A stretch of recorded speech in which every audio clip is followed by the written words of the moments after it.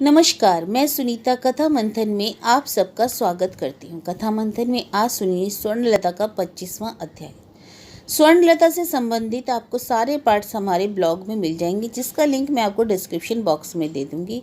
इसके अलावा आप अगर हिंदी हॉरर स्टोरी तथा अन्य लेखकों की कहानियाँ पढ़ना चाहते हैं या सुनना चाहते हैं तो आप हमारे प्लेलिस्ट में जाकर के सुन सकते हैं, ब्लॉग से सुन सकते हैं, जिसका लिंक मैं आपको डिस्क्रिप्शन बॉक्स तथा आई बटन में दे दूंगी। तो चलिए शुरू करते हैं स्वर्णलता का 25वां अध्याय।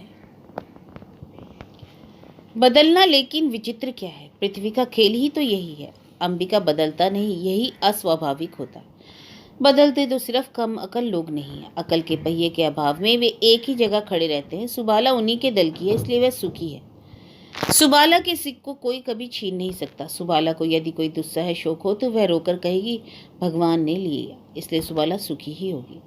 जो लोग कार्य कारण का तिल तिल विचार करते हैं, दुनिया के अनाचार, अन्याय, अत्याचार, जो इन सब के खिलाफ तीखी आवाज उठाते हैं, उन्हीं को सुख की खोज नहीं मिलती। मगर खोज रखना भी चाहते हैं वे, सुख की आराधना करते हैं वे। उन्हें तो सुख से घृणा है, नहीं तो स्वर्णलता को फिर तो पति के पत्नी प्रेम और सुविचार के पति के लिए खुशी से डगमग रहना चाहिए। स्त्री को आकस्मिक आनंद देने के लिए एक रोमांचकार परिकल्पना से उसने उसके बाप की चतुर्थी के उपलक्ष्य में चुपचाप एक यज्ञ की ही तैयारी कर दी। यह कोई कम बात है, कम खुशी की बात है? किंतु स्वर्णलता विधाता की वह अद्भुत सृष्टि है जिसे सुख से वितृष्णा है, सुख से घृणा है। इसलिए कर्मवीर जग्गू ने जब 3 मोटिया के साथ माथे पर दुनिया भर का सामान, केले का पत्ता, फल मूल, माटी के गिलास, सकोरे आदि ले लिवाकर अपने फुफेरे छोटे भाई के घर में आकर आवाज दी, कहाँ है रे, कौन है रे, यह सब कहाँ रखना है, बता। तो स्वर्णलता पत्थर जैसी सामने आकर घातक गले से बोल उठी, यह सब क्या है? यानी उसने दुभाषिए की जरूरत ही नहीं मानी। गला बिल्कुल साफ, सिर्फ मुंह दूसरी ओर। लेकिन जग्गू भी नीति नियम का कर्ज नहीं खाए हुए, इसलिए वह बोल उठा, यह रे गया, यह तो हुई वही बात ना जिसका भय उसे ही याद नहीं, पूरा पड़ोसी की नींद हराम। अरे तुम्हारे बाप का श्राद्ध है और तुम ही आसमान से गिर रही हो। यह चतुर्थी की तैयारी है, 12 ब्राह्मणों के भोज की रसद, और फिर तुम्हारे आत्मीय स्वजन भी तो 60-70 से क्या कम होंगे। अकेले अपनी फूलों के ही तो। जरा उच्चांग की हंसी हंसकर जग्गू ने बात पूरी की। उनके लिए जरा भला बुरा एकाएक वह रुक गया। छोटे भाई की बहू की ओर ताकना शास्त्र के विरुद्ध है, यह बात जानते हुए भी अचानक ही उसने ताक लिया था, या एक भयंकर सन्नाटे का अनुभव करके वह ताक उठा था, क्या जाने। लेकिन रुक जाने का हेतु वही था, वह मुखड़ा। इस जबरजंग आदमी का भी होश फाख्ता हो गया वह चेहरा देखकर। उसने झट आवाज दी, पारू, अरियो पारू, जरा देख तो, तेरी माँ की तबीयत तो नहीं खराब हुई? इतनी देर तक इंतजार करके गुस्सा हुए मोटिया ने स्वयं ही जगह चुनकर सामान उतारना शुरू कर दिया, और प्राय उतार भी दिया। तब तक पारू आकर खड़ी हुई। पूरे दृश्य पर एक बार नजर डालकर उसने भी अवाक गले से कहा, यह सब क्या है ताऊ जी? अब जग्गू के विस्मय की बारी। तुम लोगों की बात का क्या जवाब दूं? अब तो मैं भी हैरान हो रहा हूं। मैं पूछता हूँ, तेरे बाप ने क्या मुझसे मजाक किया है? तेरे यहाँ क्रियाक्रम नहीं है कोई? तेरी नानी, तेरे नाना मरे नहीं है? सब गलत है? पारू ने धीरे से कहा, गलत नहीं है, लेकिन उसके लिए यह सब। गले को और थोड़ा उतारा, धीमे से बोली, जानती हूँ किसी के मरने के उपलक्ष्य में आदमी ऐसी धूम करता है, पर माँ को तो जानते हो, माँ तो यह सब बिल्कुल पसंद नहीं करती। और फिर पारू बीच में ही थम गई कि पारू की माँ का गला बोल उठा, पारू जेठ जी से कह दे कि वह मेरा अपराध ना ले। लोग जो करते हैं मेरा उसमें मेल नहीं खाता। मैंने अपने जीवित माँ बाप को कभी एक लोटा पानी नहीं दिया, आज उनके मरने पर ऐसी दावत मैं मार देकर उनका अपमान नहीं कर सकूंगी। सहसा एक अस्वाभाविक व्यापार घट गया। कम से कम पारू को तो ऐसा ही लगा। माँ की आंखों से झरझर आंसू बहते कब देखे हैं उसने? जन्म से उन आंखों में सिर्फ चिंगारियां ही देखती है वह। किंतु पारू की माँ ने अधिक देर तक दृश्य देखने का अवसर नहीं दिया। वह चली गई केवल पारू को ही नहीं, और भी एक आदमी को बुद्ध बनाकर। पगले बगले से जग्गू ने एक बार शास्त्र का नियम भूलकर छोटे भाई की बहू के मुंह की ओर ताक लिया था, और कहना नहीं होगा उसके चेहरे पर खास बहुत घूंघट नहीं था, लिहाजा देखने में असंपूर्णता नहीं थी। पगला वगला सा है, इसलिए क्या जग्गू को ऐसा आघात लगा? यह कि भयंकर दुख, हताशा, ग्लानि, शोभ, वेदना, विद्रोह मिली ऐसी छवि उसने जीवन में कभी देखी ही नहीं थी। इसलिए काट का मारा सा 2 क्षण ताकते रहने के बाद ही तुरंत, मैं यह सब कुछ नहीं जानता पारू, मैं इतना कुछ नहीं जानता। तेरा बाप मेरे हाथों में इतने रुपए देकर गया था। तुम्हारी बहू रानी की बड़ी इच्छा है, इसलिए मैं कहकर धोती के चोर से आंखें ढककर लगभग दौड़ते ही जग्गू घर के सदर दरवाजे से पार हो गया। उसकी आंखों में भी नदी की उमड़ाई सहसा। यह कौन बताए। झांके खाली करके मोटी जरा थकावट मिटा रहे थे कि बाबू भाग गई, बाबू भाग गई कहकर वे भी दौड़े। पारू वैसी ही हक्की बक्की सी खड़ी रही। वह मानो दूसरी ही एक दुनिया में दरवाजे पर आ खड़ी हुई। जब से पैदा हुई है माँ का तीखापन और रुखाई ही देखती आई है। माँ के जीवन की प्रच्छन्न वेदना की दिशा को उसने नहीं देखा। आज उसे लगा अपनी माँ के प्रति वे लोग सदा अन्याय ही करते आए हैं। कभी भी उस अकारण तीखेपन का कारण खोजने की चेष्टा नहीं की। यह भी ठीक है, पिता को भी वे भाई बहनें कोई भी तिल भर श्रद्धा नहीं करते, फिर भी कभी कभी थोड़ी करुणा अनुकंपा करते हैं। पर माँ के लिए तो उनके हृदय में कौन सा नैवेद्य रखा हुआ है, पारू ने यह सोचा। क्योंकि पारू एकाएक अपनी माँ के एक निर्जन कमरे के सामने आ खड़ी हुई, जिस कमरे में उसे कभी पता नहीं था, जिस कमरे का दरवाजा कभी खुला नहीं देखा। औचक हवा के एक झोंके से वह दरवाजा खुल गया, इसलिए पारू ठिठक कर खड़ी हो गई। जनहीन सूना कमरा सदा से था यहाँ। और वे दीदी बकुल आकर खड़ी हुई, बोली, दादा ने पूछा है जिस कमीज में तुझे बटन लगाने को कहा था वह कहाँ है। पारुल ने आंखों में अंधेरा देखा, उसका गला सूख गया। बोली, बटन नहीं लगाया, भूल गई। गजब है कहाँ, माँ के कमरे पर पिटारी पर। बस हुआ, वह तो भैया तो वहीं बैठा है। बकुल के भी हाथ पांव मानो निढाल हो आए। हाँ, अपने बड़े भाइयों से वे डरती है, अथवा आत्मसम्मान पर आँच आने से डरती है। जानती है कि जरा सी चूक हुई कि बिगड़ उठेंगे। घृणा, धिक्कार और ताने देते हुए कहेंगे, इतना भी करते नहीं बनता, दिन भर कौन सा राजकाज करती है, उपन्यास पढ़ना और बाबूजी के अन्न का श्राद्ध करने के सिवाय और तो कोई महत् कार्य करती नहीं हो। जैसे और बहुत से महत् कार्य दरवाजे पर पहचानवा दिए गए हैं उन्हें, जैसे भाइयों की कुर्ती में बटन लगाना, या कि घर सहेजना, उनके जूते झाड़कर रखना, या फतोही गंजी साबुन से धोना ही महत् कार्य हैं। वे लोग क्या इन दो लड़कियों पर से महत् पुरुष जीवन का शुल्क अदा करने के तरीके को रब्त किए जा रहे हैं। पारुल ने सोचा, फिर भी प्रतिवाद नहीं किया जा सकता। प्रतिवाद का सुर सुनने से डांट डपट बढ़ेगी, घटने की नहीं। परंतु आज एकदम पारुल सख्त हो उठी। बोली, इतना डरने का क्या, कह दे जाकर बटन नहीं लगे, भूल गई। बाप रे, मुझसे ना होगा, ठीक है मैं जाती हूँ। जा रही थी, जाना नहीं हुआ। एक बोतल केवड़ा जल लिए प्रबोध कमरे में आया। गुस्से से चेहरा तमतम कर रहा था उसका। आते ही रुके स्वर में बोला, जग्गूदा से किसने क्या कहा है? कहा है, कौन क्या कहेगा? पारुल बकुल दोनों ही अवाक होकर ताकने लगी। प्रबोध ने और भी ऊंचे गले से कहा, जरूर है ही कुछ हुआ है, नहीं तो ऐसा एक मर्द जवान आंखें पोंछते हुए नहीं निकलता। मुझसे कह गया, मुझसे कुछ भी नहीं होगा, मैं तेरे ब्राह्मण भोजन की यज्ञशाला में नहीं रहूंगा। वैसे परोपकारी आदमी भला खामखा ही ऐसा कहेगा? कहा होगा, तुम लोगों ने ही कुछ कहा होगा। सब तो माँ की शिक्षा से ही शिक्षित हुई हो। गुरु लघु का ज्ञान नहीं, गुरुजनों के मान अपमान की परवाह नहीं, ढीठ अविनय एक एक रतन तैयार हुई हो। बकुल इसका बिंदु विसर्ग भी नहीं जानती, इसलिए वह हाँ लिए ताकती रही, लेकिन जवाब पारुल ने भी नहीं दिया, क्योंकि वह जानती है यह सब कहने का लक्ष्य पारुल बकुल नहीं है, उनके बड़े भाई बाबूजी का यही स्वभाव है। लड़कों को आमने सामने कुछ कहने का साहस नहीं होता, इसलिए ऐसे शब्द वेदी बांध छोड़ते हैं। इन्होंने भी वही सीखा है। जवाब नहीं देते, दीवाल को सुनाकर ठेस लगाते हुए बोलते हैं। माँ को शायद तुच्छ नारी जाति के एक अंश के नाते तुच्छ करते हैं और बाप की अवज्ञा करते हैं, लेकिन उनका ही दोष क्या? अपने माँ बाप से वे श्रद्धा के योग्य देख ही क्या पा रहे हैं? शायद हो कि माँ बाप हैं, इस हिसाब से भय भक्ति करते, बशर्ते कि और बहुतेरों की तरह उनकी दृष्टि आच्छन्न होती, किंतु ऐसा नहीं हुआ। स्वर्णलता ने अन्य 5 जनों से पृथक रूप से बच्चों को आदमी बनाना चाहता, उन्हें खुली आंखों देखना सिखाने की चेष्टा की थी। उस चेष्टा को उन लोगों ने सफल किया। वे केवल माँ बाप के नाते श्रद्धा भक्ति करें, ऐसे निर्बोध की भूमिका अदा करने को वे तैयार नहीं। खैर ना करें, समतल में ही उतर आए। कम से कम प्रबोध तो यह चाहता है। प्रबोध चाहता है लड़के उसके मुंह पर झटाझट जवाब दें, उसे भी उसका समुचित उत्तर देने का मौका मिले, लेकिन यह होता नहीं। लड़कों की बात तो दूर, लड़कियां तक मानो अवज्ञा की दृष्टि से ताकती हैं। उस दृष्टि से माथे में आग नहीं लहक उठेगी। प्रबोध ने इसलिए वैसे ही आग लगे गले से चीत्कार किया, कहने से ही मान लूंगा कि किसी ने कुछ नहीं कहा। वह सुदासा आदमी मान अभिमान की बला को नहीं जानता, और हठात इतना रूठा सा। बाप के कंठ माधुर्य से आकृष्ट होकर लड़के आ पहुंचे। जरा डांट कर बोले, बात क्या है? घर में भोज बात है क्या? पारुल का ब्याह है? पारू का ब्याह? हतबाक सा प्रबोध बोला, पारू का ब्याह और तुम्हें पता नहीं होगा? क्यों नहीं, जान तो रहा हूँ। माटी के गिलास सकोरे आ गए, भानु ने कहा, अपने बजले चाचा की अदा से कहा। प्रबोध ने असहाय न की नाई की तरह इधर उधर ताका। बोले, ऐसे जानोगे? वाह, और कोई घटना नहीं घटी? तुम्हारी माँ की चतुर्थी का ब्राह्मण भोजन? अच्छा वो। भानु ने भवें सिकोड़ी। भानु की उन भवों में व्यंग की हंसी झलकी। उस और देखकर प्रबोध हठात चिल्ला उठा, इसमें हंसने की क्या बात हुई?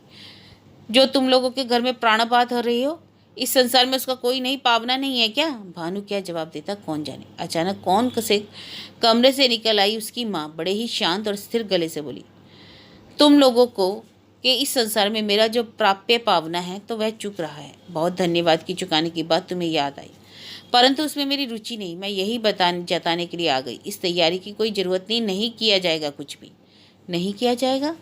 प्रबोध ने यंत्र चालित की नाई की कहा, आज नहीं होगा? नहीं, आज नहीं, कभी भी नहीं।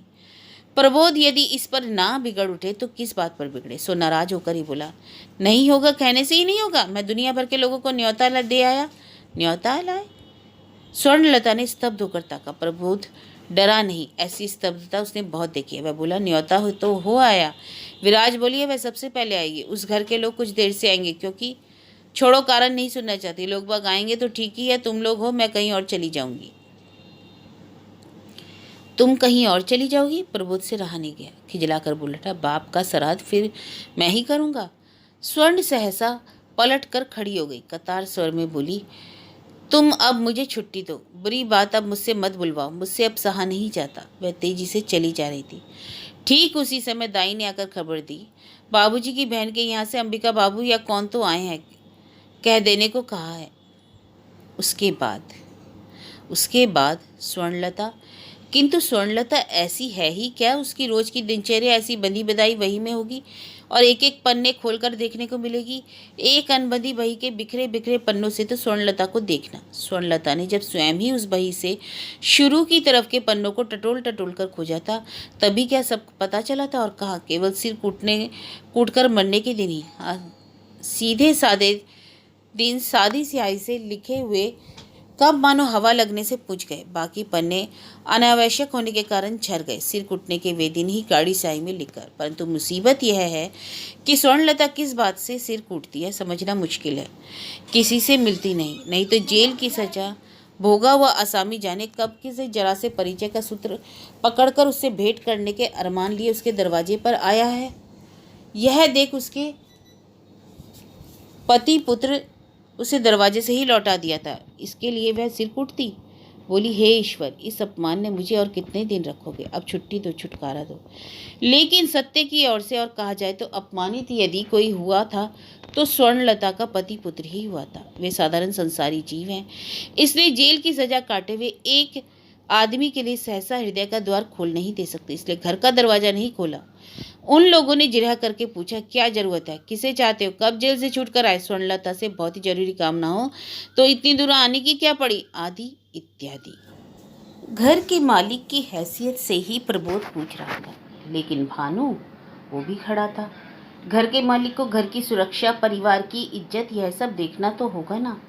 प्रबोध वही देख रहा था। सहसा देखा स्वर्णलता अंतःपुर की सभ्यता की सीमा को तोड़कर घर के बाहर सदर दरवाजे के सामने आकर के खड़ी हो गई। यह भी सोचा जा सकता है, ऐसा दृश्य कभी किसी ने देखा है? यह उसके पति के लिए लज्जा की बात नहीं, अपमानजनक नहीं।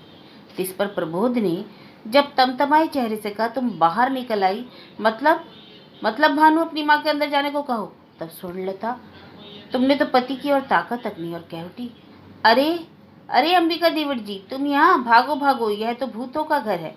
मजली भाभी से मिलने आए हो? अजीब है, किसी ने तुमसे कहा नहीं कि वह कब की भूत हो गई? यह उसकी प्रेतात्मा की वासभूमि है। इससे तुम्हारी स्वामी और बेटे की हेटी नहीं हुई?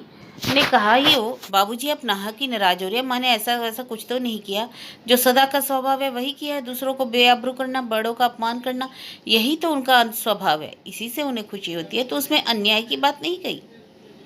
अपनी आंखों से उसने तो आजीवन यही देखा है। किंतु स्वर्ण, तुम तो अंबिका के सामने उतना ही कहकर नहीं सकी, और भी कहा तुमने। इसके बावजूद अंबिका जब प्रेतात्मा को ही झुककर प्रणाम करने लगा तो तुमने हड़बड़ाकर अपना पैर हटाकर कहा, छी छी भाई, प्रणाम करके मेरा पाप और मत बढ़ाओ। एक तो ना जाने पूर्व जन्म के कितने पाप से बंगाली घर में पैदा हुई और फिर जाने कितने महापापों के कारण इन महापुरुषों के घर आई। अब और क्यों प्रणाम तो बल्कि तुम लोगों को ही करना चाहिए, तुम लोगों को जिन्होंने अपने सुख दुख की परवाह न करके देश की ग्लानि को दूर करने की चेष्टा की है। क्या है यह प्रबोध ने जो कहा, उसके सिवा और क्या, नाटक के अलावा और क्या, पूरा नाटक। किंतु यह गृहस्थी का घर नाटक का स्टेज नहीं। किंतु जीवन भर तुमने यह नहीं समझा, अभी भी बूढ़ी हो जाने पर भी नहीं। तुम्हारी बात पर मलान हंसकर जब अंबिका ने कहा, चेष्टा ही हुई, काम कहाँ हुआ, सब व्यर्थता ही, तो तुमने नाटकीय भाषा में ही जवाब दिया, व्यर्थता क्यों? यह जानते हो देवर जी, इसलिए कि तुम्हारे समाज का आधा अंग कीचड़ में गड़ा हुआ है। आधे अंग से कब कौन आगे बढ़ सकता है बताओ? इस गई बीती स्त्री जाति को जब तक केवल मनुष्य के रूप में स्वीकार नहीं कर सकोगे, तब तक तुम लोगों की मुक्ति नहीं, मुक्ति की आशा नहीं। नौकरानी को बगल में लिए राज सिंहासन पर बैठोगे? कहा।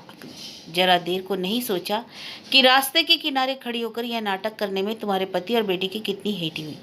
लाचार, उन्हें कठोर होना पड़ा, लाचार डांट उठना पड़ा।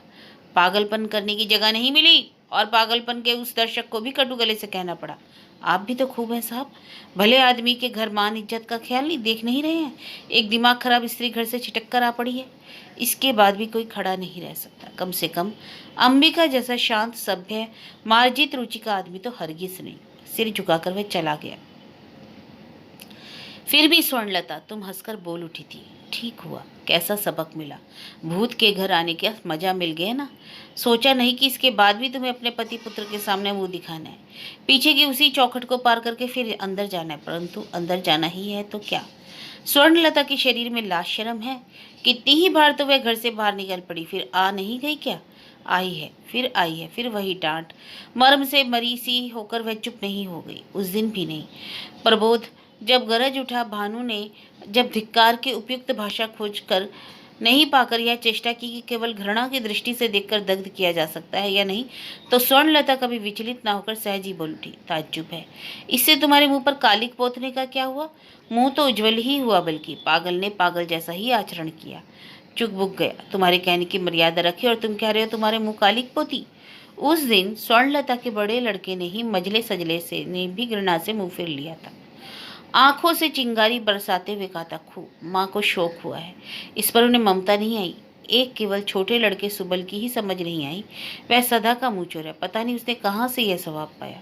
परंतु स्वर्णलता की लड़कियाँ, जो लड़कियाँ भी पराए घर नहीं गई हैं, पारुल और बकुल, उनकी भी बात समझ में नहीं आई। लग रहा था उनकी आंखों में एक दिशाहरा भाव फूटा था, मानो वे ठीक नहीं कर पा रही थी कि माँ पर जो कीच और घृणा सदा से पालती आ रही हैं, उसी की पुष्टि करें या नए सिरे से सोचे। बकुल बच्ची है, इतना कुछ सोचने की उम्र नहीं है उसकी। ऐसा स्वर्णलता के बच्चों को बच्चे रहने का अवकाश कहाँ मिला? होश संभालने के समय ही तो उन्होंने केवल माँ का विश्लेषण किया है और तिक्तता पाई है। यही करते करते वे बड़े हुए हैं। बहुत कुछ जानबूझकर वह परिपक्व हो गई है। बाप से को वे घृणा नहीं अवहेलना करती है, परंतु माँ को ऐसा नहीं कर पाती। माँ की अवहेलना भी नहीं कर सकती, उसे अस्वीकार भी नहीं कर सकती, इसलिए घृणा करती है। केवल आज ही मानो उनकी दृष्टि बदल गई। अंबिका के लौट जाने के बाद उन्होंने शायद पूरी स्त्री जाति की असहायता का पता पाया, इसलिए सोचने लगी तो गृहिणी शब्द का क्या महज बच्चों को फुसलाने का शब्द मात्र है, या कि वह दासी शब्द को ही एक परिभाषित करती है? गृहिणी को यदि दरवाजे पर आए हुए किसी अतिथि को आओ बैठो कहने का अधिकार भी ना हो, तो गृहिणी शब्द धोखाधड़ी के सिवाय और क्या है? इसी धोखे से तो दृष्टि को आच्छन्न करने का दासत्व करा लेने का उपाय। संसार करने का मतलब फिर तो संसार की परिचर्या करना है और कुछ नहीं। आश्चर्य, जहाँ एक फूटी कौड़ी का अधिकार नहीं, वहाँ ऐसा सुंदर सा नाम क्यों? बहुत स्पष्ट तो नहीं, पर मजली बुआ के यहाँ रहने की बात कुछ कुछ याद तो है पारुल को। अंबिका चाचा का नाम याद है। बचपन में माँ से कितनी ही बार सुनाई है नाम, कितनी श्रद्धा, कितनी प्रीति, कितने स्नेह से लिया जाता रहा है वह नाम, और उसी आदमी को दुरदुराकर भगा दिया गया, यह भी स्वर्णलता के ही सामने। एक गृहिणी के संभ्रम में स्वर्णलता को उसे बुलाकर बैठने की जुर्रत नहीं हुई। यह अक्षमता पारुल ने देखी, शायद ही बकुल ने भी देखी हो, और उन्होंने शायद अनुभव किया हो कि यह अक्षमता केवल स्वर्ण को ही नहीं, इसलिए दृष्टि बदल रही है उनकी। लेकिन स्वर्णलता के माँ बाप की उस चतुर्थी का क्या हुआ? इस उपलक्ष्य में उसका पति बड़े समारोह का आयोजन कर रहा था। कहता फिरता था, ना रे बाबा ना, यह सास ससुरदाय है, पितृ मातृदाय से चौगुना। जैसे तैसे हुआ, सहज साधारण कुछ नहीं हुआ। हो कहाँ से? स्वर्णलता क्या सहज में कुछ होने देती है? वह तो सब कुछ को विकृत करके ही रहती है। इसलिए कह बैठी, मैं यह सब नहीं करूँगी। नहीं करोगी? माँ बाप को भोज भी नहीं करोगी? नहीं नहीं नहीं। शब्द जगत का चरंतम कठोर शब्द, निष्ठुर अमोघ, आश्चर्य आश्चर्य। तो फिर उतने आयोजन का क्या हुआ? नष्ट हुआ सब, और क्या। पुरोहित आए, सुनकर हाँ किए खड़े रह गए, और करते भी क्या। प्रबोध ने घर चिखा, उसको तो रात से ज्वर हो आया, काम होगा, ज्वर लिए लिए। परंतु स्वर्णलता ने उस बात पर टिकने नहीं दिया। वह बोल उठी, इन्हें ठीक ठाक मालूम नहीं है पुरोहित जी, मुझे ज्वर वर कुछ नहीं हुआ है। ज्वर वर कुछ नहीं हुआ है तो? कुछ नहीं, इच्छा नहीं है बस। एक बार एड़ी चोटी प्रबोध को देखकर पुरोहित जी शालिग्राम शिला को उठाकर चले गए। वह यह बहादुरी दिखाई बिना क्या नहीं चलता? हारे हुए गले से प्रबोध ने कहा, उस घर के पुरोहित है। स्वर्णलता देख रही थी। प्रबोध ने कहा, सदा के गुरु के वश का लड़का? जानती हूँ। स्वर्णलता ने भी वैसे ही हारे हुए गले से कहा था। गुरु के वंश के हैं, कुल पुरोहित का काम करते हैं, हाथ में शालिग्राम शिला थी। उनसे सफेद झूठ कहने की इच्छा नहीं हुई। नहीं हुई? उस समय यह इच्छा नहीं हुई, किंतु कई घंटे बाद स्वर्णलता खुद ही तबीयत खराब लग रही है, शायद बुखार आया कहकर चादर ओढ़कर लेट गई। झूठ ही तो कहा। बदन तो पत्थर सा ठंडा था। कहा किनसे? क्यों? आत्मीय कुटुंबों से। अपनी स्त्री के माँ बाप के मरने के उपलक्ष्य में प्रबोध जी ने घर घर जाकर न्योता कराया था। उन्हें क्या पता कि पितृ कार्य करने की इच्छा नहीं है। यह कहकर स्वर्णलता ने पुरोहित को लौटा दिया है और अपने सगों का मुंह देखने की इच्छा नहीं, इसलिए चादर ओढ़े पड़ी है। परंतु स्वर्णलता के पड़े रहने से क्या कुछ अटका? कुछ नहीं, नहीं अटका कुछ। प्रबोध के परिवार के सभी आए, सबने भोज खाया। स्वर्णलता के पड़े रहने के लिए हा हताश किए और चले गए। केवल स्वर्णलता ही चादर ओढ़े पसीने से तर होती रही। और स्वर्णलता की माँ की वह चिट्ठी, उसका क्या हुआ? स्वर्णलता ने वह चिट्ठी खोली। अपनी माँ की वाणी को उसने कब कब्र में सदा के लिए सुलाकर रख दिया था। इतना मान है स्वर्णलता को, इतना तेज, इतनी कठोरता। पहले वही था। कितने दिनों बाद तक वह लिफाफा स्वर्णलता के बक्स में कपड़े लत्ते के नीचे मुंह बंद किए पड़ा रहा, लेकिन उस गहरे अंतराल से वह अवरुद्ध वाणी अनुक्षण स्वर्णलता की सारी चेतना को धक्का देकर कहती रही, स्वर्ण तुम पागल हुई है, यह क्या कर रही हो तुम? और फिर हताश हताश गले से कहा, स्वर्ण तुम्हारे इस मान का मर्म कौन समझेगा, कौन देगा मूल्य इसका? आखिर एक दिन यह धक्का असहनीय उठा। स्वर्ण ने बक्स के नीचे से अपनी माँ के उस अंतिम वाणी को खींचकर निकाला। रविवार की दोपहर, जेठ का महीना, फिर भी ठंडी ठंडी मेघाग्री दोपहर। आकाश मानो भाराक्रांत मान लिए किसी तरह दिन की हाजिरी बनाकर सांझ के बसेरे में आश्रय ले लेकर रहा था। घर से किसी के निकलने की बात नहीं थी, फिर भी एक अजीब निर्जन सा था घर। उस दिन गिरिबाला का सावित्री उद्यापन था। इसी उपलक्ष्य में ब्राह्मण भोजन के साथ साथ कुटुंब भोजन की भी व्यवस्था की थी उसने, इसलिए बेटे को भेजकर जेठ के यहाँ के सभी को न्योता किया था। जाने कब तो यह व्रत आरंभ किया था गिरिबाला ने, स्वर्ण के यहाँ रहते रहते ही। उद्यापन को स्वर्ण को याद आया, क्योंकि इसी व्रत के चलते अनगिनत बार की तरह और एक बार कटघरे में खड़ा होना पड़ा था स्वर्णलता को। मुक्तकेशी ने कहा था, बड़ी बहू की तो छोड़ो, माना कि उसे जरूरत नहीं है, लेकिन तुम्हारे पति को तो उसके पति से कम पैसा नहीं है। मजली बहू, फिर भी सजली खर्चीले व्रत की व्रती हुई और तुम असमर्थ की नाई टुकुर टुकुर ताकती रहोगी। संभवतः है इन्हीं दिनों गिरिबाला की स्वाधीनता भी मुक्तकेशी को अच्छी नहीं लग रही थी, इसलिए एक प्रतिपक्ष से दूसरे का मुंह धोता करने के लिए ही वह उकसा रही थी। किंतु स्वर्णलता ने उनकी यह इच्छा नहीं पूरी की। उसने साफ कहा था, इस ढोंग में मुझे रुचि नहीं। ढोंग? सावित्री का व्रत ढोंग? मुक्तकेशी स्तंभित दृष्टि से देखती हुई गूंगी बनी रही। लाल हुए चेहरे से गिरिबाला ने भी पूछा, इसके क्या माने मजली बहू? मजली दी और भी अम्लान बदन से बोली, माने बहुत साफ है, जिसका सब बेमानी है उसके लिए आडंबर करना ढोंग नहीं तो क्या है? तो पति भक्ति मजाक की चीज है? स्वर्णलता हंसती हुई बोली, क्षेत्र विशेष में बेशक मजाक की वस्तु है। फूल चंदन लेकर पति के पांव पूजने बैठी हो, सोचते ही तो हंसी छलक आती है। अपने अनुसार ही सबका विचार मत करो मजली दी, जिसे भक्ति है। इस धिक्कार को बिल्कुल उड़ा देते हुए मजली दी ने हंसकर कहा, भक्ति यह सोचकर मन को दिखाना, इसमें भक्ति ही नहीं और मुक्ति भी नहीं सजली, इसमें केवल शोक और अहम है। इस अकथ्य उक्ति पर घर में अदालत बैठ गई थी और जो देवर फिलहाल बोलता नहीं था उसने भी जोर से कहा, यह जहर अपने में ही रहता तो ठीक था मजली, दूसरे के सरल मन में गरल डाल देने की जरूरत थी। पति को सत्यावान बनाना तथा स्त्रियां सावित्री होंगी, ऐसी विलायती बात की खेती घर में नहीं हुआ करती तो क्या था। प्रबोध जब घर लौटा तो सुनकर दीवार में सिर ठोक लेना चाहा। इस घर में से मुझे रुखसत होना ही पड़ेगा। और अब स्वर्णलता ने तब कहा था, आह यह सुमति होगी तुम्हें, तब तो पैरों न से ही फूल में मुंह चंदन तुम्हारे। वह विष मंत्र देने के बावजूद गिरिबाला का व्रत अवश्य बंद नहीं हुआ और अब स्पष्ट है 14 वर्ष तक निष्ठा के साथ पति की पूजा करके अब वह व्रत का उद्यापन कर रही है। सावित्री का व्रत 14 वर्ष तक उसने रखा था, जिसका उद्यापन आज वह करिए, जिसके लिए सबको बुलाया गया है। सुखी होने की क्षमता से स्वर्णलता ईर्ष्या करेगी या सिर्फ हंसेगी। स्वर्णलता उस समय हंस नहीं उठी। उसने उस लड़के से कहा, मैं तो नहीं आ पाऊंगी बेटे सुशील, माँ से कहना मजली ताई की तबीयत ठीक नहीं है, बाकी सब जाएंगे। स्वर्ण के पति बाल बच्चे उसी समारोह में गए। नहीं गई पारुल। उम्र में पारुल से छोटी चचेरी बहनों का ब्याह हो गया है, पारुल का नहीं हुआ। इस दोष से प्रबोध ने कहा था उसे रहने दो। पारू ने भी मन ही मन सोचा, जान बची, क्या पता घर के किस कोने में किताब लिए बैठी है पारू, शायद ही किसी कविता की कॉपी लिए बैठी हो। अचानक मिल गए एक टुकड़ा अवसर का सुयोग। स्वर्ण जानती है पारू उसके एकांत में खलल नहीं डालेगी।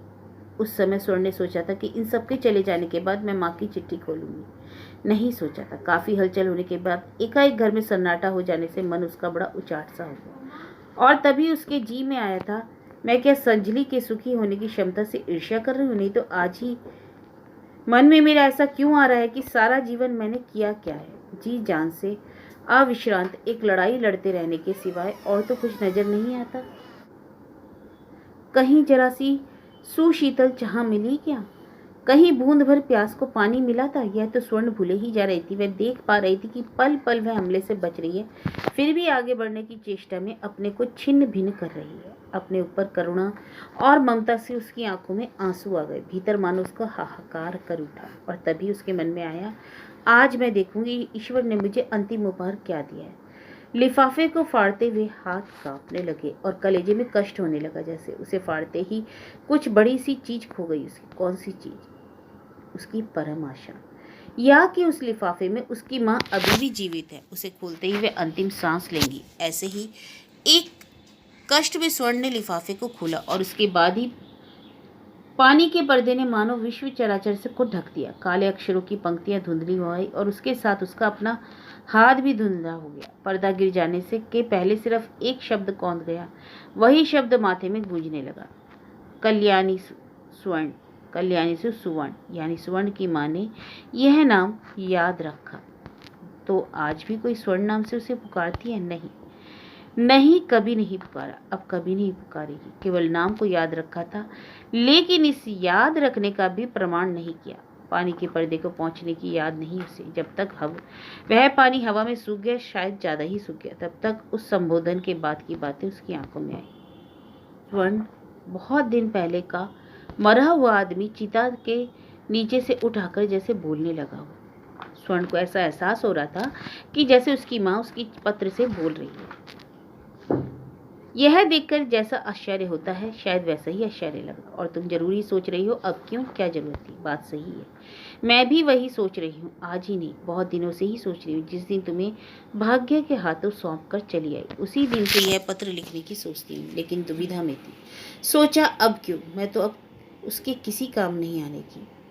उसकी आंखों में फिर आंसू आए थे। यहाँ लेखिका कहती है, पानी का पर्दा यानी कि आंखों के आंसू।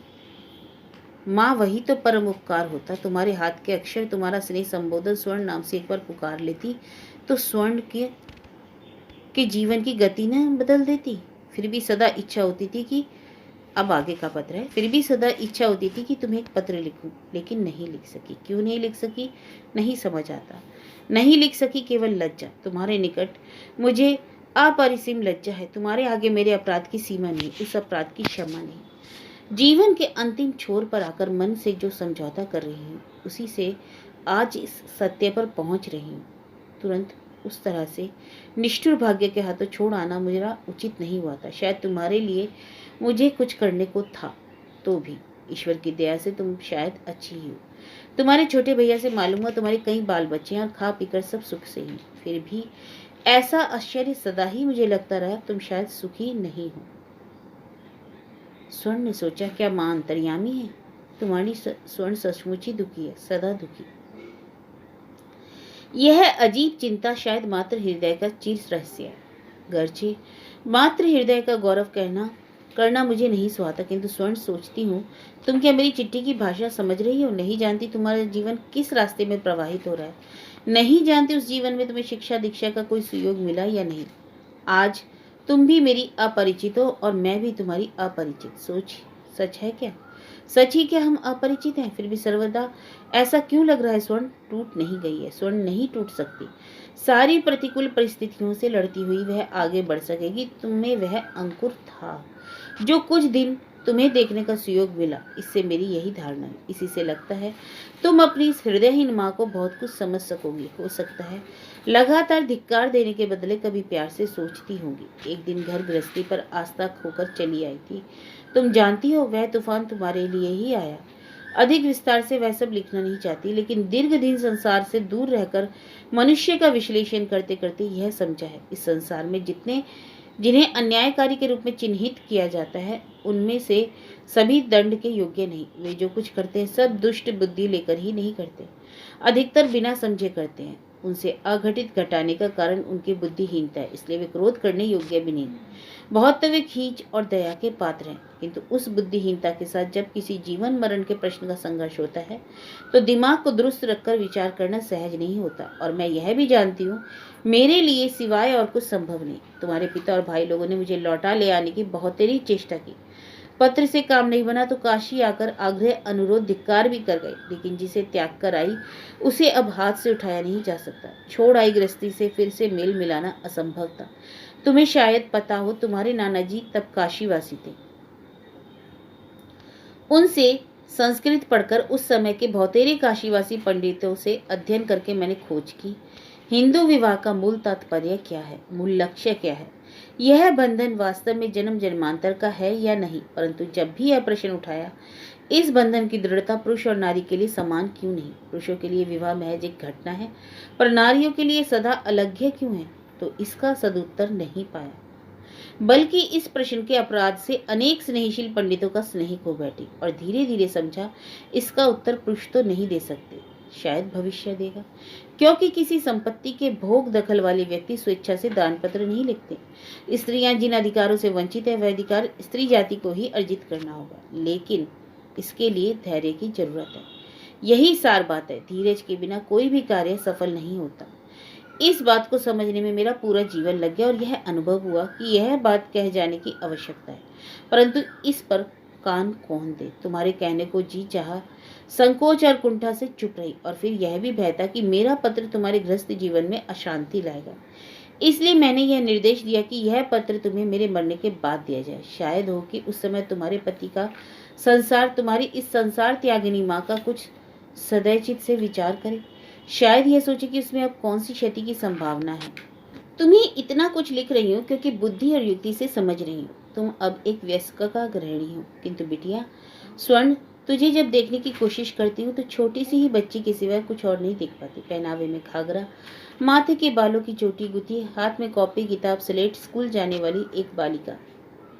तेरी इस मूर्ति के सिवाय और कोई मूर्ति मुझे याद नहीं आती। यही मूर्ति मेरी स्वर्ण है। तुझे स्कूल भेजकर वही जो मैं दरवाजे पर खड़ी रहती थी, वही मूर्ति मेरे मन में भी अंकित है। लेकिन वैसी इच्छा होती तो क्या मैं तुम्हें और एक बार नहीं देख पाती? और ऐसी ही इच्छा तो होनी चाहिए थी, लेकिन सच बताऊं, तुम्हारी उस मूर्ति के सिवाय और कोई मूर्ति देखने की इच्छा ही नहीं थी। तुमसे मुझे बड़ी बड़ी आशाएं थी, बड़े सात सपने थे, परंतु सारी ही आशाएं टूट गई। पर उस मूर्ति को चूर करने की इच्छा नहीं थी। तुम शायद सोच रही हो यह सब अब लिखने का क्या अर्थ? हो सकता है कोई अर्थ ना हो, परंतु मनुष्य की सबसे बड़ी आकांक्षा ही तो कुछ उसे वास्तव में समझे। मुझे किसी ने नहीं समझा। इससे बड़ा दुख शायद दूसरा है। पुरुषों का एक कर्म जीवन है, वहाँ उन्हें गुण कर्म रुचि प्रकृति का विचार है। उनके जीवन की वही सार्थकता असार्थकता है, स्त्रियों के जीवन तो नहीं। इसलिए उनकी एकांत इच्छा होती है कि और कोई चाहे ना समझे, कम से कम उनकी संतान तो उन्हें समझे, उनके लिए ही थोड़ी श्रद्धा करे, ममता का निश्वास फेंके। उनके जीवन की इतनी ही सार्थकता है। यह इच्छा शायद मृत्यु के बाद भी नहीं मरती। यह पत्र इसलिए ही है। हो सकता है तुमने आजीवन अपनी ममताहीन माँ को धिक्कारा हो, परंतु मेरे मरने के बाद भी यदि यह भाव बदले तो मेरी आत्मा की शायद कुछ शांति मिले, इसलिए मौत की दहलीज पर आकर यह पत्र लिखने की इच्छा हुई। स्वर्ण, तुम मुझे गलत मत समझना। तुम्हारे छोटा भैया मुगल सराय में काम करता है, कभी कभी आता है, मन नहीं मानता, लगता है वह मुझे कुछ समझता है, इसलिए तुम्हारे बड़े भैया की तरह माँ के अपराध का विचार करने के लिए नहीं बढ़ता। यहाँ आकर मैंने जो स्कूल खड़ा किया था उसका परिवार अब यथेष्ट बढ़ गया। तुम्हारा छोटा भैया अपनी इच्छा से ही बीच बीच में उसकी देखभाल करता है। लगता है मेरे मरने के बाद स्कूल टिक जा सकेगा। शुरू में घर घर घूमकर छात्राओं को जुटाना पड़ता था, धीरे धीरे हालात बदल रहे हैं। देश में स्त्री शिक्षा के प्रसार की आवश्यकता है, आशा होती है इसी प्रकार काल का चेहरा बदलेगा। मनुष्य की बुद्धि या शुभ बुद्धि सहज ही जिसे करने में सक्षम नहीं होती, प्रयोजन और घटना प्रवाह ही उसे संभव किए देता है। केवल पोथी पत्थर कविता गीत में नहीं, भविष्य में संसार के हर क्षेत्र में पुरुष को यह मानना ही पड़ेगा कि स्त्रियां भी मनुष्य ही हैं। विधाता ने उन्हें भी मनुष्य का ही अधिकार और कर्म दक्षता देकर पृथ्वी पर भेजा है, मात्र पुरुषों की सुविधा के लिए ही उनकी सृष्टि नहीं हुई है। महाकाल ही पुरुष जाति का वह सबक देगा। आप में से बहुत से लोगों ने यह कहा है कि कहानी के साथ साथ आप कहानी का अर्थ भी समझा दिया करें। अगर आप कहानी स्वर्णलता का उपन्यास का सार या अर्थ समझना चाहते हैं या आदर्श हिंदू होटल का अर्थ या सार समझना चाहते हैं तो मैंने उसको ब्लॉग में लिख दिया है, आप ब्लॉग पे जाकर एक बार चेक कर सकते हैं। तो आगे पढ़ती हूँ। महाकाल ही पुरुष जाति को वह सबक देगा, किंतु यह भी कह दूं इसके लिए स्त्रियों को भी तप करना है, धैर्य, सहनशीलता, त्याग और क्षमा की तपस्या। यह न समझना उपदेश देने लगी, समय पर जो नहीं दिया अब असमय वह नहीं दूंगी। अपना समग्र जीवन देखकर जो उपलब्धि हुई है केवल वही किसी को कह जाने की इच्छा हो रही है, और तुम्हें छोड़कर किससे कहूँ जो कान लगाकर सुनेगा। स्त्रियां तो आज भी अज्ञता के अंधकार और मिथ्या के स्वर्ग के मुंह से आच्छन्न है। विचार बुद्धि से तो मानो उन्हें वास्ता ही नहीं। चिंता होती है अचानक जिस दिन उनकी आंखें खुलेंगी, जिस रोज समझेंगी ईश्वर का स्वरूप क्या है, उस दिन क्या होगा। उस दिन पथ का निर्णय करना संभवतः है और भी कठिन है। यहाँ तुम्हारी सारी तीर्थ में बसने वालियों और विभिन्न अवस्था की स्त्रियों के संपर्क में आकर तथा अपने जीवन की पर्यालोचना करके इस सिद्धांत पर पहुंची, यदि संसार में रहकर ही जीवन के सर्वाधिक उत्कर्ष साधन द्वारा पूर्णता संभव है तो वही वास्तविक पूर्णता है। लेकिन वैसा संभव कितनों के लिए संभव है। प्रतिकूल संसार तो प्रतिनियत ही आधार करके उस पूर्णता की शक्ति को नष्ट करके कर बद परिकर है। स्त्रियां ममता के बंधन से बंधी हैं, माँ से बढ़कर निरुपाय चीज दूसरी नहीं। इस तथ्य को समझ लिया है, इसलिए ना पुरुषों का गड़ा समाज इतनी सुविधा लेता है, इतना अत्याचार करने का साहस करता है, परंतु यह विश्वास है एक दिन इसी दिन का अवसान होकर ही रहेगा। देश की पराधीनता दूर होगी, स्त्री जाति की पराधीनता भी दूर होगी, ऐसी आशा करने को जी चाहता है। भविष्य के उन उज्जवल दिनों की स्त्रियां आज की अंधेरे दिनों की उन स्त्रियों की अवस्था की सोच निश्वास फेंक रही है। आज की स्त्रियों की मानसिक पीड़ा का अनुभव करके एक बूंद आंसू टपका रही है। युद्ध करते करते आज जिन्होंने प्राणापात किया उनकी और थोड़ी श्रद्धा की दृष्टि से देख रही है। स्वर्ण मेरी बेटी, यह सब न लिखकर यदि मैं लिखती, स्वर्ण आज तक मैं प्रतिदिन तुम्हारे लिए रोती रही, शायद हो कि तुम मेरे हृदय को शीघ्र समझती, परंतु स्वर्ण मैं तो सिर्फ अपनी स्वर्ण के लिए नहीं रोई, देश की हजारों हजारों स्वर्ण के लिए रोई। अभी यह सब लिख रही हूँ और सदा शुष्क ज्ञान की चर्चा में बिताते हुए भाषा भी शायद शुष्क हो गई है, इसलिए रह रहकर सोचती हूँ तुम क्या इतनी बातें समझ पा रही हो। 9 ही साल की उम्र में तो तुम्हारी विद्या की इतिश्री हो गई। मेरा दृढ़ विश्वास है तुम भी निश्चय ही ये बातें सोचा करती हो। तुम भी महज अपनी नहीं और भी सहस्र स्त्रियों की सोचती और विशेष क्या लिखूं। मेरा शत कोटि आशीर्वाद दो, अपने परिजनों को भी दो, और यदि हो सके तो अपनी चिर निष्ठुर माँ को कम से कम मरने के बाद क्षमा कर देना। बस बस तुम्हारी माँ। बहुत बार आंसू गालों पर ढुलके, बहुत बार वे आंसू सूखे। अब गाल पर लोना पानी सूखने की केवल एक आश्वस्त, या कि सिर्फ गाल में ही नहीं, देह मन सर्वांग में एक बेबस अनुभूति, स्तब्ध मृत्यु जैसी स्तब्धता। जैसे यह स्तब्धता कभी भंग नहीं होगी, इस स्तब्धता की ओट में एक अंतहीन हाहाकार बहता रहेगा।